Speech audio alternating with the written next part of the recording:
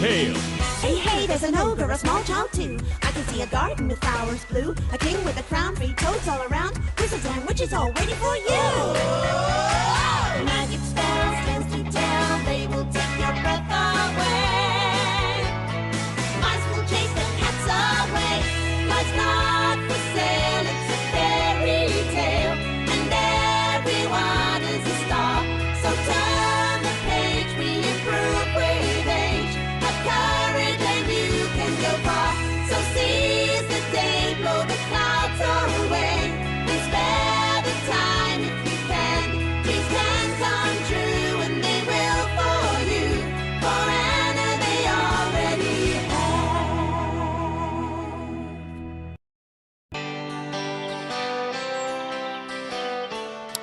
Leo, நீ எங்க போன? பேசாம நம்ம அவனை விட்டுட்டு எல்லாரும் போயிடலாம்னு நினைக்கிறேன். ரொம்ப லேட் ஆயிடுச்சு, கடையை மூடிடுவாங்கன்னு நினைக்கிறேன். நீங்க எல்லாரும் இன்னும் இங்க தான் இருக்கீங்களா? காமிக் புக் வாங்க போறதா சொன்னீங்க, இன்னும் போகல? நாங்க போகதான் போறோம். இவ்ளோ நேரமா லியோக்காக தான் காத்துக்கிட்டு இருந்தோம். நான் லேட்டா வந்ததுக்கு என்ன மன்னிச்சிடுங்க. நான் ஏன் லேட்டா வந்தேன்னு சொன்னா நீங்க நம்பவே மாட்டீங்க. ஜூல இருக்க எல்லா மிருகமும் தப்பிச்சு வெளியே வந்து என்ன தாக்க ஆரம்பிச்சிடுச்சுங்க. அதுங்க கிட்ட இருந்து தப்பிச்சு வரதுக்குள்ள போதும் ஆயிடுச்சு. ஆனாலும் ஒரு பெரிய குரங்கு என்ன தாக்கி என் Dress மேல வாழைப்பழத்தை போட்டுடுச்சு. லியோ, இத பார்க்க வாழைப்பழம் பட்ட மாதிரி எனக்கு தெரியல. ஐஸ்கிரீம் கர மாதிரி இருக்கு. ஒத்துக்கிறேன், நீங்க சொன்னது சரிதான். நான் உங்ககிட்ட போய் சொல்லிட்டேன்.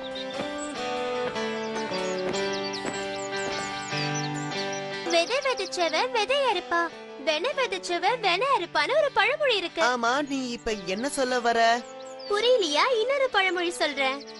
தன்வினை தன்னை சுட்டால் ஓட்டையப்பம் வீட்டை சுடும்னு சொல்லுவாங்க. பொய் சொல்றவனுக்கு பொய்யாலதான் பிரச்சனை வரும்னு சொல்ல வந்த. நீ ஔவையார் மாதிரி சொல்லாம வழக்கமா சொல்ற கதைய சொல்லு. விளக்கமா சொல்றேன். இப்படிதான் அந்த வயசான ஒளரவாய் ஹஸ்பண்ட் கிட்ட அவங்களோட வைஃப் சொல்லுவாங்க. ஒளரவாயா? நிறைய பொய் சொல்றவங்க தான் அப்படி சொல்லுவாங்க. சரியா சொன்ன டாட். நான் தான் அந்த கதைய சொல்ல போறேன். அப்படிப்பட்ட ஒரு கணவனும் மனைவியும் ரொம்ப வருஷங்களுக்கு முன்னாடி வாழ்ந்தாங்க. அவங்க ரொம்ப அன்போட அந்த சின்ன வீட்ல சந்தோஷமா வாழ்ந்துட்டு இருந்தாங்க. அவங்களுக்கு இருந்த ஒரே பிரச்சனை, அந்த கணவர் எப்பவும் பொய்யான வெட்டி கதைகளை பேசுறதுதான். நான் இப்ப என்ன சொல்ல போறேன்னு சொல்லு. என்ன, நீங்களே சொல்லுங்க. உனக்கு அந்த மெழுகுவத்தி செய்யறவரோட பெரிய பையன் தெரியும்ல? தெரியும். அவன் இப்ப என்ன பண்ணா? அவன் எதுவும் பண்ணல. ஆனா அவன் என்கிட்ட ஒரு ரகசியத்தை சொன்னான். அது என்ன தெரியுமா? அவன் வீட்டு மாடு பாலுக்கு பதிலா பக்கெட்டா சாக்லேட்டை கறக்குதான். உனக்கு தெரியுமா? அவனுக்கு பைத்தியம் பிடிச்சிருக்குன்னு நினைக்கிறேன். அவனுக்கு பைத்தியம்லாம் இல்ல. அவனும் நானும் பார்ட்னர்ஷிப்ல ஒரு சாக்லேட் கடையை ஆரம்பிக்கலான்னு இருக்கோம். நீ வேணும்னா பாரு. நீங்க இவ்வளவு நாள் வெட்டியா பொய் கதை பேசுறோன்னு ஒளரவாயன்னு தான் நினைச்சேன். ஆனா இப்பதான் புரிஞ்சது நீங்க ஒரு பெரிய ஒரு அடிமுட்டாளுன்னு. எந்த மாடாவது பாலுக்கு பதிலா சாக்லேட் கறக்குமா? அவன் உங்களை நல்லா கிண்டல் பண்ணிருக்கான். அதை நம்பி நீங்க கனவு கண்டுட்டு இருக்கீங்களா? அந்த மாடை கறக்குறத நான் நேரா பாக்கல. ஆனா என்ன ஆனா? உங்கள மாதிரி ஒரு வெட்டியான ஒரு ஆளை நான் இது வரைக்கும் பார்த்ததே இல்ல. நான் சொல்றது முதல்ல நீங்க கேளுங்க. இந்த மாதிரி ஒளறிட்டே இருந்தீங்கன்னா இந்த ஊர்லயே பெரிய முட்டாள்னு உங்களை பட்டம் கட்டிடுவாங்க. அதனால இந்த வெட்டி பேச்ச சீக்கிரமா நிறுத்துறதுக்கு வழிய பாருங்க. உங்ககிட்ட பேசி நேரத்தை வீணடிக்கிறதுக்கு பதிலா காட்டுக்கு போய் விறகு எடுத்துட்டு வந்தா வீட்டுக்கு அது உபயோகமா இருக்கும். நான் போறேன்.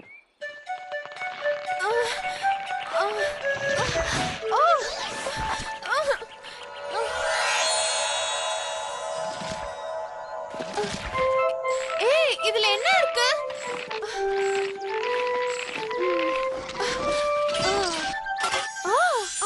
அற்புதம்! என் கண்ணையே என்னால நம்ப முடியலையே. இந்த பானை பூரா தங்க காசு நிறைஞ்சிருக்கேன்.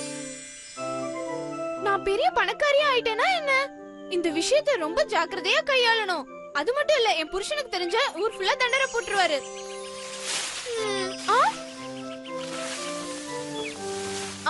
இங்கதான் என் வீட்டுக்காரர் வேட்டிக்காக வழி விரிச்சுப்பான்னு நினைக்கிறேன். ஆஹா, என் வீட்டுக்காரர் கூட சில விஷயத்துல உருப்படியான வேலை செய்யறாரு. அவர் விரிச்ச வலையில ஒரு முயல மாட்டிருச்சே.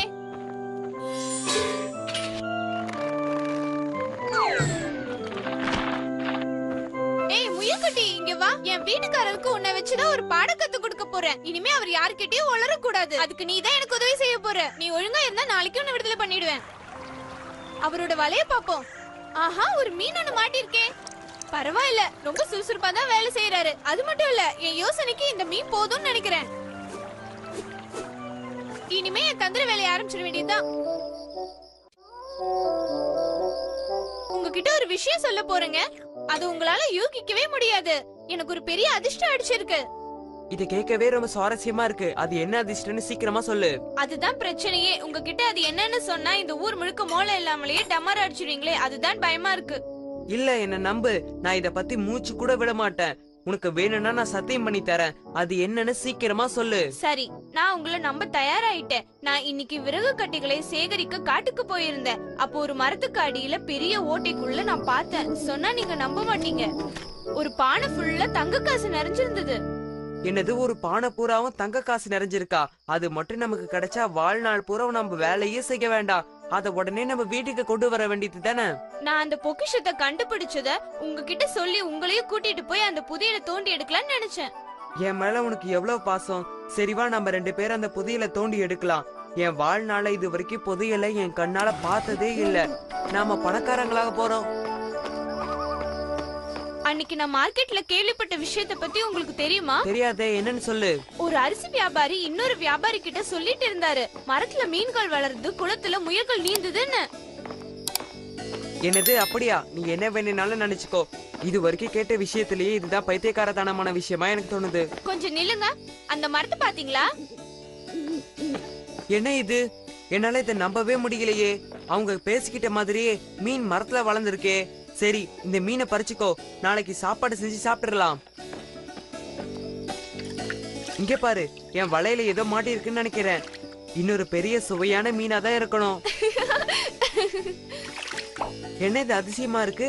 என் வலையில ஒரு முயல் குட்டி மாட்டி இருக்கே. அந்த அரிசி வியாபாரி சொன்னது உண்மைதான் போல இருக்கே.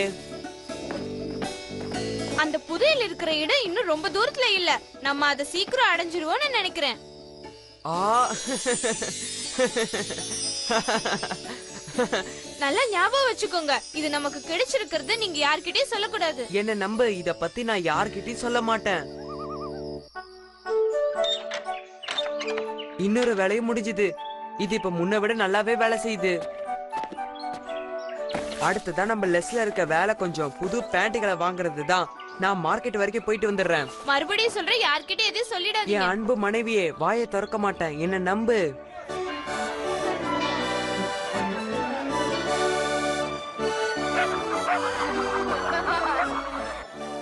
அப்புறம் பிங்கோ, அது என் கண்ணுக்கு முன்னாடி என் கை மேல இருந்தது தெரியுமா? நீ உன் வைஃப பார்த்தேன்னு சொல்றியா?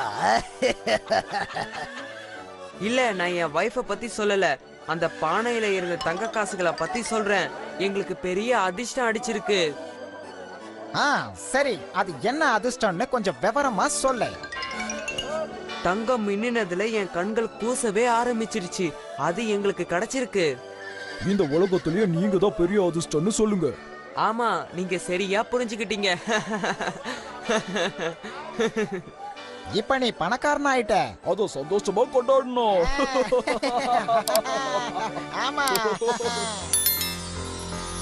அச்சச்சோ, என்ன இது? இந்த பானையே பாதி காலி ஆயிடுச்சு. நீங்க ரொம்ப அதிகமா செலவு பண்ண ஆரம்பிச்சிட்டீங்க. ஃப்ரெண்ட்ஸோட வீண் செலவு பண்ண ஆரம்பிச்சிட்டீங்க.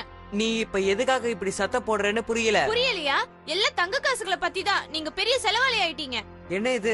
என்ன குறை சொல்ல ஆரம்பிச்சிட்டியா? நான் எவ்வளவு வேணா செலவு பண்ணுவேன். அதுக்கு எனக்கு உரிமை இருக்கு. நீங்க இப்படி உங்க இஷ்டத்துக்கு செலவு பண்ணா நம்ம மறுபடியும் ஏழை ஆயிடுவோம். அப்படி நடந்தா அதுக்கு காரணம் நீங்களா தான் இருப்பீங்க. ஓ அப்படியா? நான் என்ன பெரிய குற்றம் பண்ணிட்டேன்? ஏதோ என் ஃப்ரெண்ட்ஸோட கொஞ்சம் சேர்ந்து சந்தோஷமா இருக்கேன். அது தப்பா? ஆமா ஆமா, பணத்தை ஃப்ரெண்ட்ஸுக்கு செலவு பண்ணதும் இல்லாம ஊர் பூரா டமர அடிச்சிட்டு வந்துட்டு இருக்கீங்க. நான் கத்தாம என்ன பண்றது? நான் வீட்டை விட்டு வெளியே போறேன். எப்ப வருவேன்னு எனக்கே தெரியாது. இவர் வர வர சுயநலக்காரர் ஆயிட்டாரு. இனிமே இவர்கிட்ட பேசி எந்த பிரயோஜனமும் இல்ல.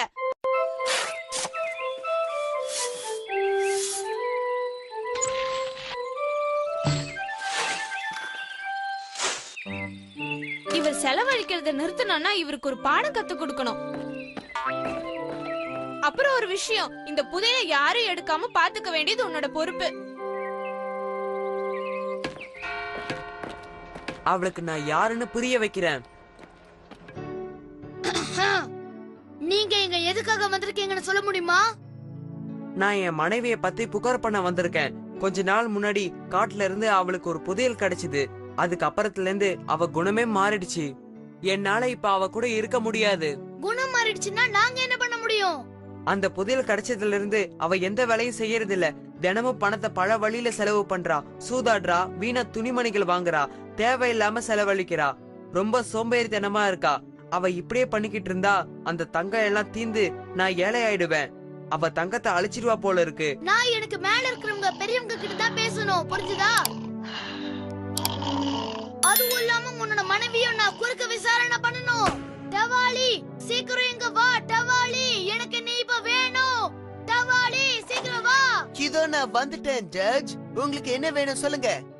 இந்த ஆளோட மனைவியும் அவங்க கிட்ட இருக்கிற தங்க காசையும் சீக்கிரம் கொண்டு வா. என்ன இது அநியாயமா இருக்கு? என்கிட்ட எந்த தங்க காசு பணம் இல்ல. என்கிட்ட விளையாடாத. உன்னோட புருஷன் ஜட்ஜ் கிட்ட எல்லாத்தையும் சொல்லிட்டாரு. அது மட்டும் இல்ல, நீ பொறுப்பே இல்லாம சூதாட்டத்துல அந்த பணத்தை செலவழிக்கிறியா. அதனால அந்த புதையல கோர்ட் மூலமா அவர்கிட்ட ஒப்படைக்க சொல்லிருக்காரு. அப்பதான் அவருக்கு சந்தோஷமா. நீ என்ன சொன்ன? என் பேரை அவர் இப்படி ஊர் புற கெடுக்கறத நான் விரும்பல. உடனே என்ன ஜட்ஜி கிட்ட கூட்டிட்டு போ. சொல்லுங்க. என்ன மன்னிச்சிடுங்க ஜட்ஜ். எந்த புதையலையும் நான் பார்க்கவும் இல்ல, கண்டுபிடிக்கவும் இல்ல. ஆனா ஒரு பானை நிறைய தங்க காசு நீயும் உன்னோட வீட்டுக்காரர் கண்டுபிடிச்சாரா சொன்னாரே. அப்படி எந்த பானையும் நாங்க கண்டுபிடிக்கல. என் வீட்டுக்காருக்கு கற்பனை திறன் ரொம்ப அதிகம். அதனால சில நேரங்கள்ல அவர் இப்படி கட்டுக்கதையில சொல்றது வழக்கமா போச்சு. எனது கட்டுக்கதையா? நீ என்ன சொல்ற? அவ என்ன முட்டாளாக்க பாக்குறா ஜட்ஜி சார். அன்னைக்கு என்ன நடந்தது நான் சொல்றேன். எனக்கு நல்லா ஞாபகம் இருக்கு. அன்னைக்கு நாங்க காட்டுக்குள்ள நடந்து போய்கிட்டு இருந்தோம். அப்பதான் நான் மரத்துல மீன் வளர்ந்ததை பார்த்தேன். என்ன மரத்துல மீன் வளர்ந்தது பாத்தியா? நீ என்ன சொல்ற? ஆமா, நிஜமா தான் சொல்றேன். அதுக்கப்புறம் நாங்க நதிக்கரைக்கு போனோம். அங்க என் வலையில ஒரு முயல் மாட்டிக்கிட்டு இருந்தது. இரு, இனிமே கட்டுக்கதை சொல்றத நிறுத்து. இனிமே உன்னோட பொண்டாட்டிய பத்தி கற்பனை பண்ண உன்னை ஜெயில போட்டுருவேன். நன்றி ஆனர். இனிமே நான் அந்த கட்டுக்கதைகளை பேச மாட்டேன். அத காணமே. எதை காணோம்னு சொல்றீங்க? அதான் அந்த பானையில இருந்து தங்க காசுகளை காணமே. தங்க காசு பானையா? அப்படி எந்த தங்க காசு பானையும் நம்ம வீட்ல இல்லையே. ஒரே ஒரு பானை தான் இருக்கு. இதுக்குள்ள என்ன இருக்குன்னு பாருங்க. என்ன பேன் கேக்கா? நீ பெரிய புத்திசாலிதான். இந்த தடவை என்ன நீ வசமா மாட்டி விட்டுட்ட, அப்படிதானே? நான் இதுல இருந்து ஒரு நல்ல பாடத்தை கத்துக்கிட்டேன். நான் இனிமே உண்மையை மட்டும்தான் பேசுவேன். இப்ப எனக்கு ஒரு பழமொழிய சொல்லணும்னு ஆசையா இருக்குது. அதாவது வினைய விதைச்சவன் வினையா இருப்பானா, விதைய விதைச்சவன் விதையா இருப்பானா. போதும், நான் இனிமே வினைய விதிக்க மாட்டேன், விதையத்தான் விதிப்பேன். அவரோட வார்த்தையை அவர் காப்பாத்தினார். அதுக்கப்புறம் அவங்க 2 பேரும் சந்தோஷமா வாழ்ந்தாங்க. பாருங்க, உங்களுக்காக நான் என்ன கொண்டு வந்திருக்கேன்னு. சாப்பிடுங்க. நீங்களும் அப்ப நாங்க பேசிக்கிட்டு இருந்த கதையை கேட்டுக்கிட்டு இருந்தீங்களா? ஆமா, கேட்டுட்டு தான் இருந்தேன். உண்மையாவே அது ரொம்ப நல்ல கதை. சரி லியோ, அந்த பழமொழிய சொல்லு. வினை விதித்தவன் வினைய இருப்பான். ஆனா இதை விட ஒரு நல்ல பழமொழியை நான் சொல்றேன். பேன் கேக்க பிடிச்சவன் 1 இல்ல 2 பேன் கேக்க சாப்பிடுவான். ஆனா இதுல நான் எதை முதல்ல சாப்பிடுறது?